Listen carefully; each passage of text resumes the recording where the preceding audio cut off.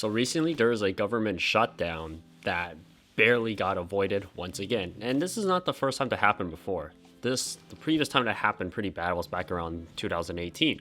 So now the question is, why do government shutdowns happen? So here's a brief little story and history behind government shutdowns. So under the Anti-Deficiency Act, initially it was passed in 1884 and amended in 1950. Federal agencies cannot spend or obligate any money without an appropriation or other approval from Congress. So in this case, when Congress fails to enact the 12 annual appropriation bills, federal agencies must cease all non-essential functions until Congress acts. This is known as a government shutdown. So if Congress enacts some, but not all of the 12 appropriation bills, only agencies without appropriations have to shut down. This is known as a partial shutdown. So the real question is, what happens when that occurs? As I mentioned earlier, this happened back around 2018. It lasted for around 30 to 35-ish days, give or take. So what I like to talk about is the impact of government shutdowns in the United States. It can be really damaging, and during these challenging times, it's essential to understand how they affect our federal employees and essential services. Firstly, let's clarify that shutdowns primarily impact around 25% federal spending. Subject to annual appropriation by Congress, federal employees affected by shutdowns are often told not to report for work. However, thanks to a 2019 law, they eventually receive retroactive pay when the shutdown ends. Now, what about those who provide essential services like air traffic control and law enforcement? Unfortunately, they continue to work without pay in this case until Congress takes action to end the shutdown, which can be incredibly challenging for them. And you personally ask, is this really dumb? Yes, this is extremely idiotic. And of course, people who work in Congress are really idiotic in this case. But here are some of the good news. I don't know if you can call this good, but benefits such like Social Security and Medicare continue without disruption because they are authorized by the Congress in laws that do not require annual approval. So if you look at this case, like service like Social Security benefits offices. However, services at Social Security benefit offices may be limited during a shutdown.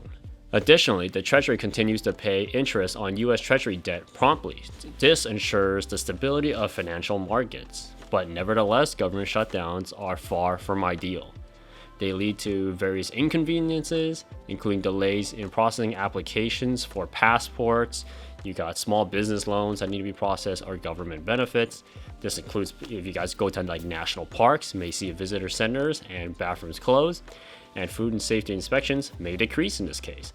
So it's worth really noting that government agencies maintain detailed contingency plans for shutdowns. These plans are specific. Details like turning off the lights and electronic devices not needed during a shutdown. Some agencies can continue operations if they haven't spent previously appropriated funds or income from fees that they can use. However, if the shutdown persists, they may have to close. In summary, government shutdowns are disruptive, impacting the federal employees and essential services. While some of the benefits and critical functions continue, the inconveniences and uncertainties associated with shutdowns highlight the importance of finding solutions to prevent them in the first place, which, unfortunately, I don't think there's going to be any case, but comment down below on what you think.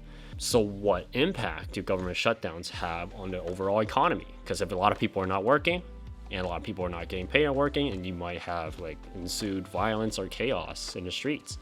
And this apparently happens quite often. For example, you can have reduced economic growth.